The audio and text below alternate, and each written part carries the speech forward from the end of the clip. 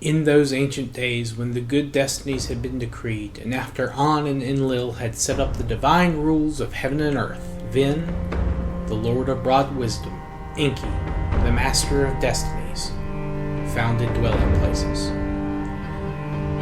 Debate between bird and fish.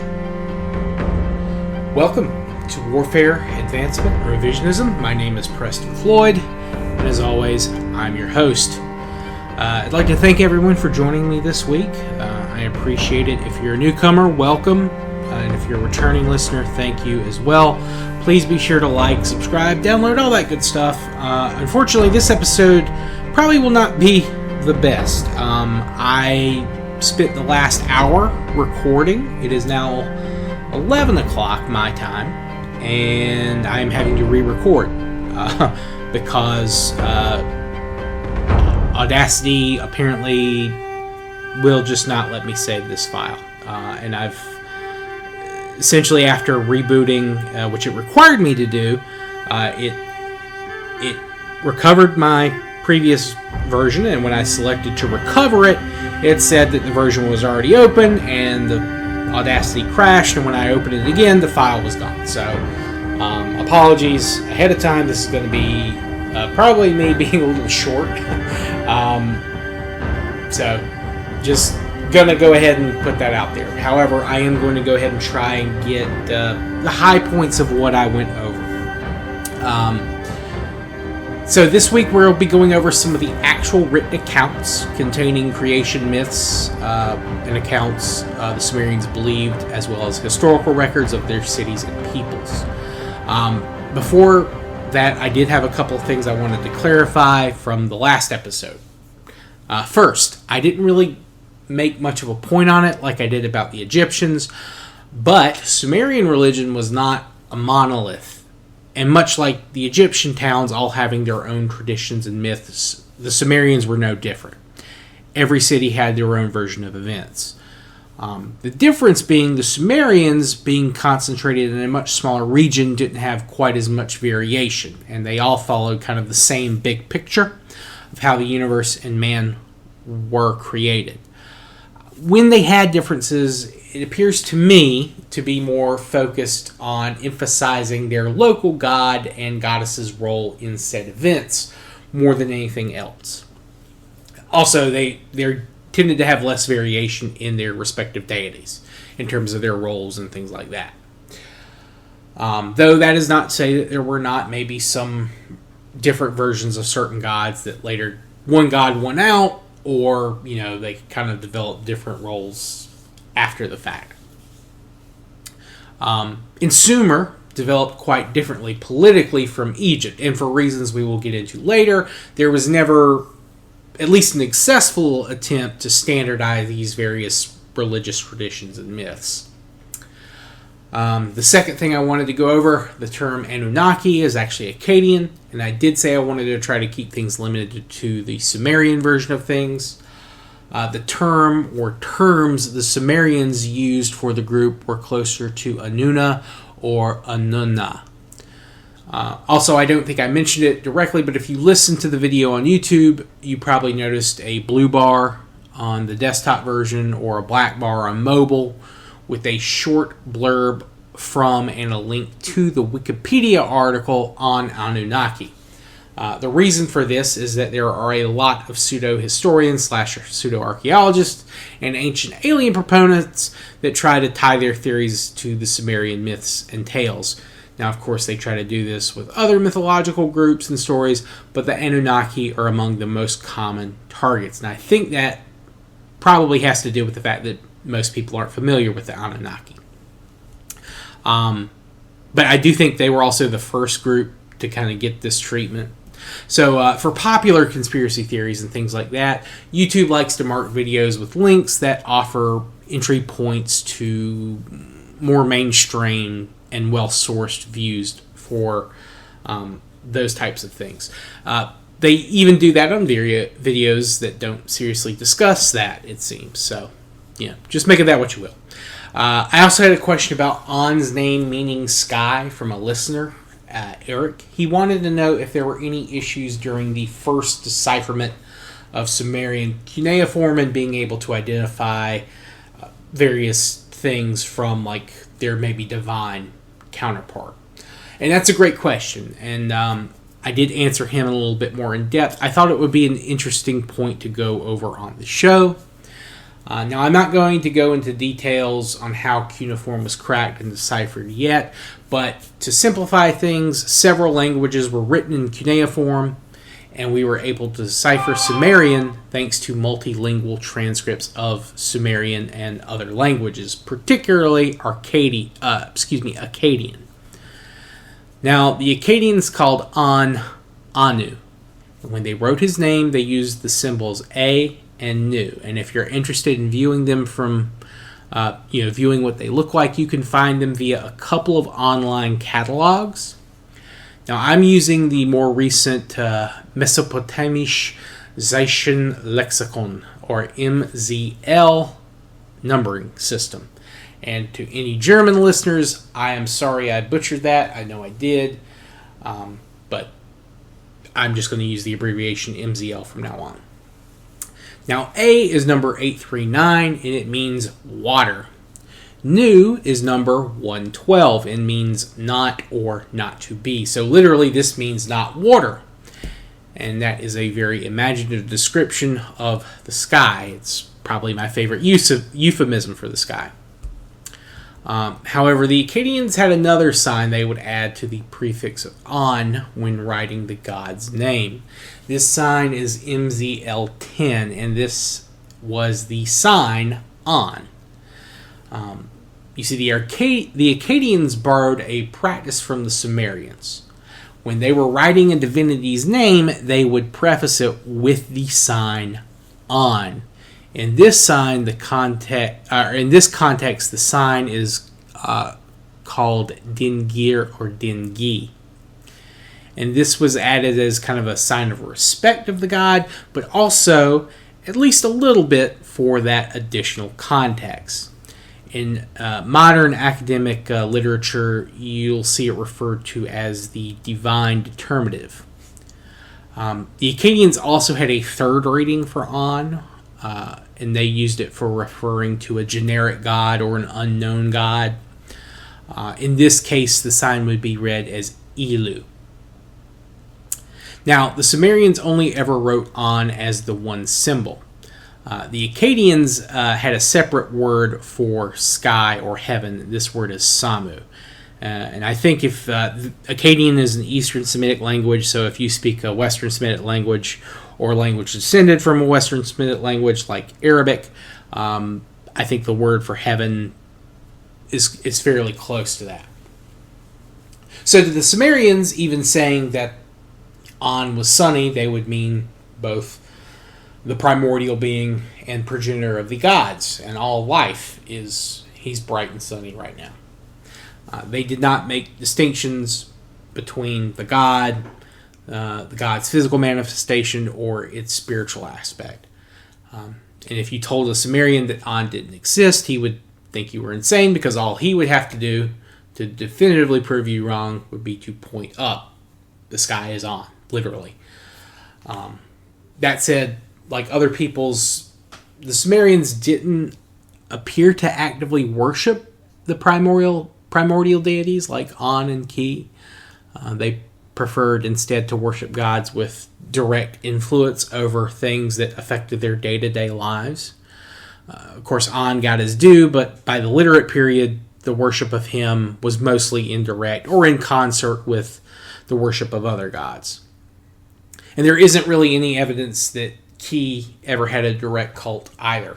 Instead, her female descendants had kind of divided her bounty into their own spheres and took the worship for themselves. Or maybe once Ki is separated from An, it may have been that she developed a different or a more defined personality rather than just being, the broad earth. Which that new personality maybe became the focus of worship. The only real theories about this phenomenon that I've read are that either primordial beings or are remnants of a pantheon of a people that were either driven out, absorbed, or killed off by the incoming peoples, in this case the Sumerians. Or that those beings were considered to be too alien or too dangerous for people to attempt to draw their attention. A lot of early worship is kind of meant more as an appeasement rather than like a call for aid.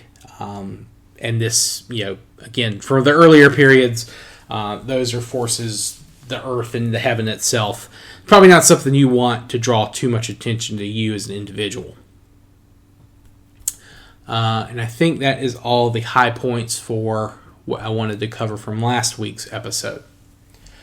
So let's go ahead and move on to this week's main subject, or subjects, I guess. A written record purporting to cover the history of the Sumerians during this season, and even, prior. Now, I'm going to say at the outset that portions of this document are obviously not true. You'll see why quickly, but that doesn't mean it doesn't have some historical value, and some parts of the document can be corroborated, though we won't be discussing those portions in this episode. This written record is known as the Sumerian Kings List, the Sumerian King List, or SKL for short. In Sumerian, it was known as the Nam Lugal, which you can translate as a couple of different ways, but essentially it purports to list the kings of Sumer, quote, after the kingship descended from heaven, unquote. Of course, kingship was a gift from Enlil to man. It allows us to become civilized and form great cities. And it's one of the more important aspects of civilization that the gods gave us, at least according to the Sumerians.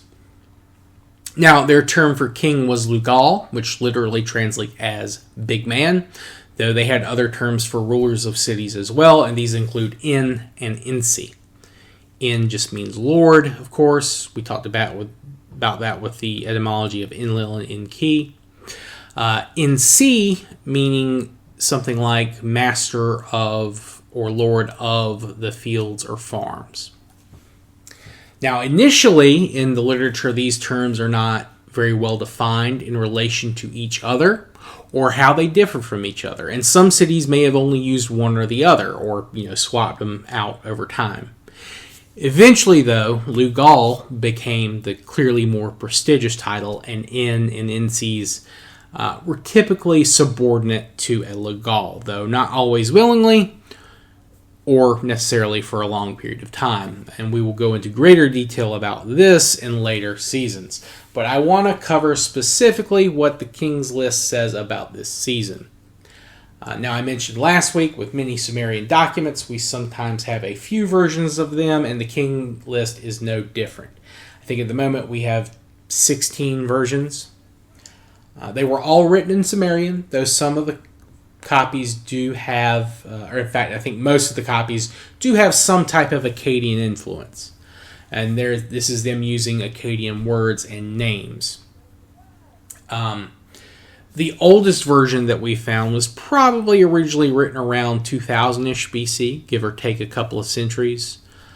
The newer ones were written to as late as the 1500s BC, give or take again. And they were usually written on large, thick clay bricks or cylinders, and they usually have 2 columns of text on each side. Now, I'm going to start by reading the first 39 lines. Most of the translations I'll be reading are coming from one of 2 places, either livius.org or the Electronic Text Corpus of Sumerian Literature, or a combination of the 2. Also, I will stop and explain the Latinization of certain names as needed. So just keep in mind that I'm using what's closer to probably the Sumerian pronunciation, but we, in English and other European languages, use the versions I'm going to be explaining here in a moment. After the kingship descended from heaven, the kingship was in Eridug. This is Eridu. In Eredug, Alulim became king. He ruled for 28,800 years. Al-Aljar ruled for 36,000 years. 2 kings, they ruled for 64,800 years. Then Eredug fell, and the kingship was taken to Bad Tabira. In Bad Tabira, Minluana ruled for 43,200 years. Mingalana ruled for 28,800 years. Dumuzid, the shepherd, ruled for 36,000 years. 3 kings, they ruled for 108,000 years. Then Bad Tabira fell, and the kingship was taken to Larag, also known as Larak. In Larag, Sipadziana ruled for 28,800 years. 1 king, he ruled for 28,800 years. Then Larag fell, and the kingship was taken to Zimbir, also known as Sipar. In Zimbir, Mindarana became king. He ruled for 21,000 years. 1 king, he ruled for 21,000 years. Then Zimbir fell, and the kingship was taken to Kurapag, also known as Surapak. In Kurapag, Ubaratutu became king. He ruled for 18,600 years. 1 king, he ruled for 18,600 years. In 5 cities, 8 kings, they ruled for 241,200 years.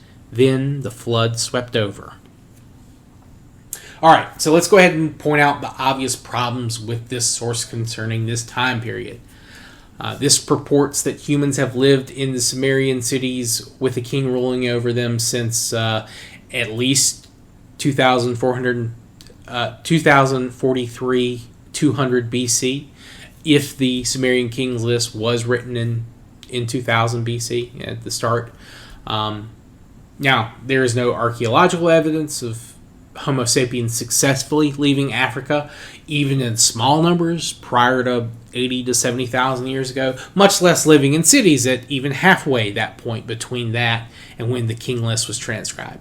Another problem is obviously humans do not live that long.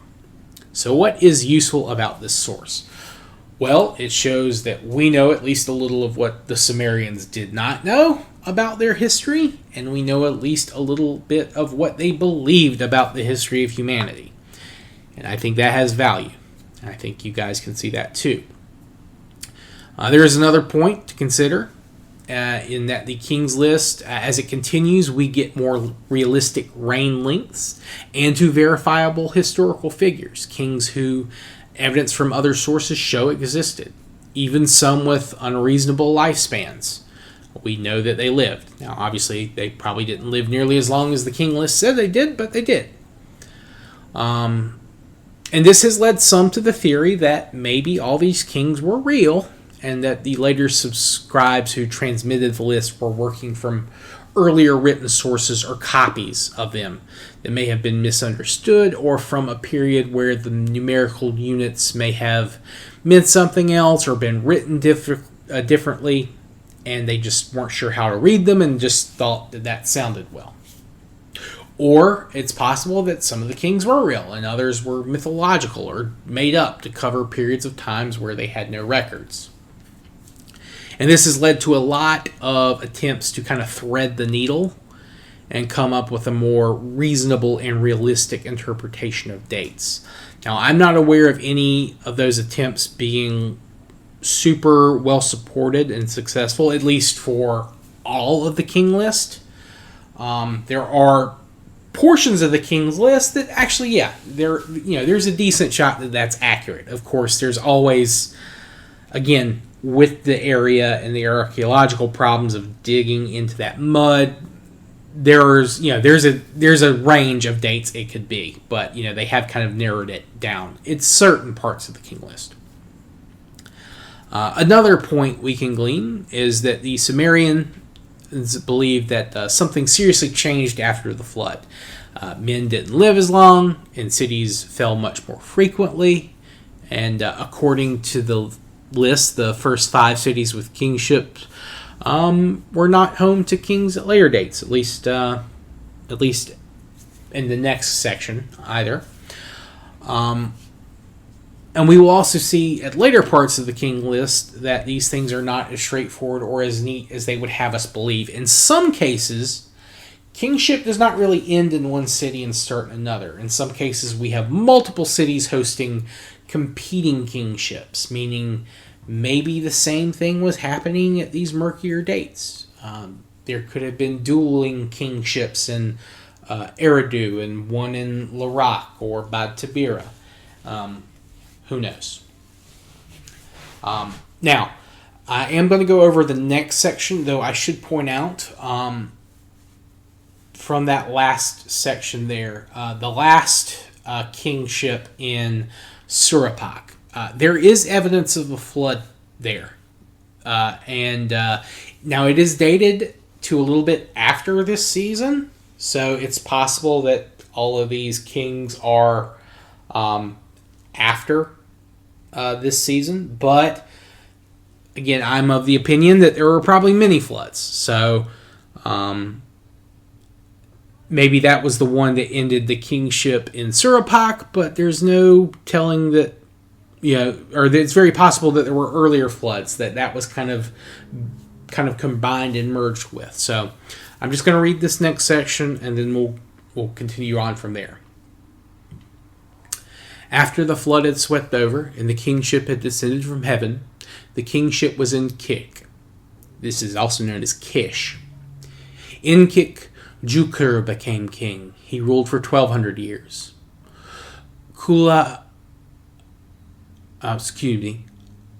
Kulasina Bel ruled for 960 years. Najiklikma ruled for 670 years. Intarahana ruled for 420 years, 3 months, and 3.5 days. Babum ruled for 300 years. Puanum ruled for 840 years. Kalebum ruled for 960 years. Kalumum ruled for 840 years. Zukapkip ruled for 900 years. Atab ruled for 600 years. Makata, the son of Atab, ruled for 840 years. Arwium, the son of Makata, ruled for 720 years. Etana, the shepherd, who ascended to heaven and consolidated all foreign countries, became king. He ruled for 1,500 years. Bali, the son of Etana, ruled for 400 years. Emenuna ruled for 660 years. Melemkik, the son of Emenuna, ruled for 900 years. 1,560 are the years of the dynasty of Emenuna. Barsal Nuna, the son of Emenuna, ruled for 1,200 years. Zamug, the son of Barsal Nuna, ruled for 140 years. Tizkar, the son of Zamug, ruled for 305 years. Ilku ruled for 900 years. Iltasadum ruled for 1,200 years. Imin Baragsi, who made the land of Elam submit, became king. He ruled for 900 years. Aga, the son of Imin Baragsi, ruled for 625 years. 1,525 are the years of the dynasty of Inmin Baragsi. 23 kings, they ruled for 24,510 years, 3 months, and 3.5 days. Then Kik was defeated, and the kingship was taken to Eana. Alright, so, a lot more kings after the flood, and they don't rule nearly as long. But the city of Kish had a lot more kings, again, because people aren't living as long. And again, the reign of the kingship there was 24,000 years. That puts it ahead of Surapak in terms of kingship. It puts it ahead of Sipar in terms of kingship. The only city it was behind in terms of kingship was Eridu and Bad Tabira. Now, is that a political message that Kish was more successful than two of those three cities? Or three of those two cities? Hold on. Yeah, possibly. It's possible that the scribes writing the record down, they were trying to say, like, oh, these periods were, more successful than these other periods. There may have been regional rivalries between the cities where these were written down, and the cities being described in the King's List. Also, I should go ahead and just point out that the dates for these kings, they're different. Some of them have different lengths for some of these other, for some of the kings, although some of them are identical. Also, I find the Ana, where he ruled for 420 years, 3 months, and 3.5 days. That's a very specific period of time, and it's just the one thing about this that just sticks out to me in terms of the timing. It's so precise. And from this, you would think all the other kings ruled exactly for those years. They didn't have months or partial months, and then a few days. So I don't know what that means, but it's a very interesting point. Now, one king in this is believed to have been at least semi-historical. This is Etana, the shepherd. He is later deified. We actually have a myth about him from the Babylonian period. And we'll talk more about that, obviously, later. But he was obviously, at least from the King's List, and we get a very good description of why he ascended to heaven. He consolidated all the foreign countries. What those foreign countries are, we don't know. But he has the standout rule for all of the kings. He's by far the longest individual in this section of the King's List. And he is one of, I'm aware of 3 individuals, at least in the first 3 sections of the King's List, who are deified. Dumuzi, who I mentioned in that first section, he is also deified. He is also listed as a shepherd, interestingly enough. But he is actually married to Inanna in many myths. And there's a kind of a story about him seducing her. Now, their relationship ends at has a very interesting outcome, a very rocky state of their relationship. And we'll get into that a little bit later, too. But the next section, and I'm not going to go over that this week because it's well after this season, but Gilgamesh is another person on the King's List who is deified. And Gilgamesh was a real king. Now, we'll get into it at the time, but obviously there are aspects of his myth that are obviously made up and not related to his actual kingship. But it's also important to remember that the Sumerian version of Gilgamesh's life is a lot different from the one I think most of us are familiar with. But again, that's all stuff for later. Now, to kind of go back over the first, I guess, group of kings, the kings before the flood, the antediluvian kings, if you will. Ululim is not a normal Sumerian name. He is, his name means either horn of the red deer or seed of the red deer. Possibly, he had a parent who was called Red Deer. And this kind of is consistent with the Sumerian idea that early men were closer to animals. And it's only with the intervention of the gods that they become more civilized. So it's possible that Ululim, this first king, was kind of this transition from this wild life to this settled life. At least that's one way of looking at it. Alaljar. His name is very interesting. It could be read a couple of different ways, but my personal theory is that it means something to like to bring forth honey, or to work for, or to work to bring forth honey, or something along those lines. Possibly, maybe if Alaljar, which we don't have any records, there are no inscriptions mentioning him, or even someone close to having his name in earlier records from Eridu. Perhaps he was accredited with inventing apiaries, and we just don't have a version of that myth. Also, the term fell, when a city fell, that's kind of very vague. It doesn't tell us how it fell. Some of these cities do experience attack, but the universal destruction, obviously, it doesn't really fit. Some of these cities just, they stop being viable in terms of water usage, so they kind of get much smaller, and in some cases they're completely abandoned. Interestingly enough, Bad Tabira, we don't know where that was, and that's the second city after the kingship left Eridu. Now, Bad Tabira, we think we know where it is, but it hasn't been excavated. This is the one that Dumuzi was the last king of. Now, the first two kings, I do not know their names. I could not get their names written in Sumerian, so I can't kind of break them down etymologically speaking. But Dumuzi is something like... Dumu is something like young or youth. It can also mean throat. And Zed is something along the lines of to call forth. Now, looking at Etana and Gilgamesh, two other people who were later on the king's list who were also deified, like Dumuzi.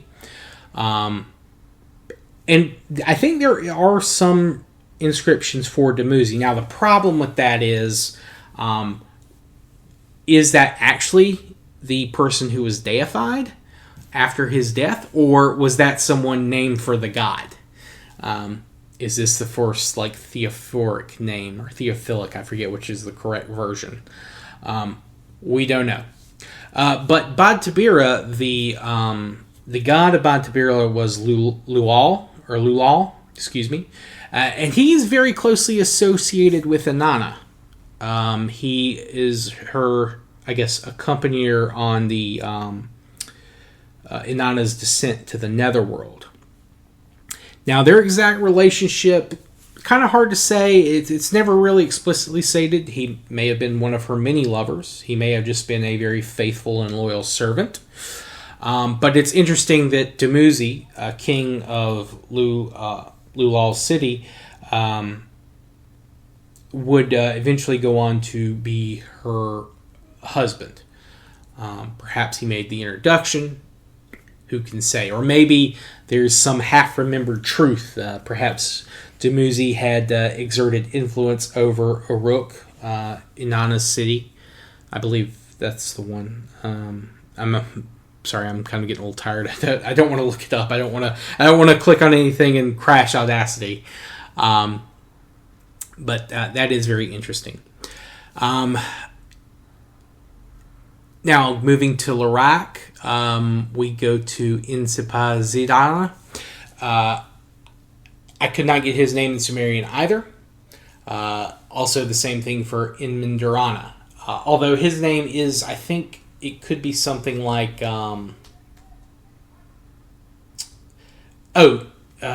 yes, excuse me. Yeah, now, Inmindarana, his name means something like Lord over the above and below. And he was remembered, at least popularly, he apparently is the person who discovers a lot of divination and magic. So he's kind of, at least popularly remembered as someone who taught the Sumerians how to perform these specific feats. I know one thing he's associated with is pouring oil into water and observing the patterns in that. That's one of their divination practices. And they have a lot of others. There are different kinds of rituals that the Sumerians have to find things out. But that's where his fame comes from. Now again, was he real, or is he just one of those mythological figures? There are, stories of wise men, sages, if you will, that the Sumerians do keep memories of. Now, again, how many of those people are actually real? Are they amalgamation of other people? It is very hard to say. Now, the last king before the flood, Ubara Tutu, the ruler of Surapak. Now, his name is very interesting. Ubara can mean breast, it can mean nipple, it could also mean vessel.